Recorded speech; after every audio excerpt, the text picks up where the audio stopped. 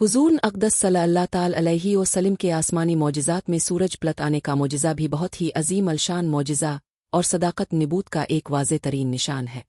इसका वाक़या ये है कि हज़रत बीबी अस्मा बिन्त अमीस रज़ी अल्लाह ताला अन्हु का बयान है कि खैबर के करीब मंजिल सहबा में हुजूर सल्लल्लाहु ताला अलैहि वसल्लम नमाज असर पढ़कर हज़रत अली रज़ी अल्लाह तआला अन्हु की गोद में अपना सर अग्गस रख कर सो गए और अब पर वही नाजिल होने लगी। हज़रत अली रज़ी अल्लाह तआला अन्हु सर अग्गस को अपनी आगोश में लिए बैठे रहे, यहाँ तक कि सूरज ग़ुरूब हो गया और अब को ये मालूम हुआ कि हज़रत अली रज़ी अल्लाह तआला अन्हु की नमाज असर क़ज़ा हो गई तो अपने ये दुआ फरमाई कि अल्लाह,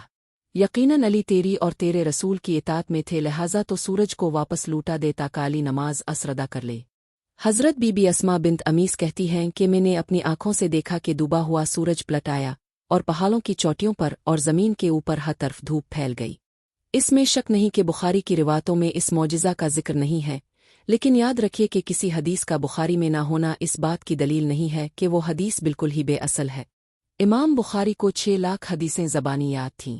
उन्हीं हदीसों में से चुनकर उन्होंने गुन्ना ने बुखारी शरीफ में अगर मकरात व मताबियत को शामिल करके शुमार की जाए तो सिर्फ 9082 हदीसें लिखी है, और अगर मकरात व मताबियत को छोड़कर गिनती की जाए तो कल हदीसों की तादाद 2761 2761 रह जाती है।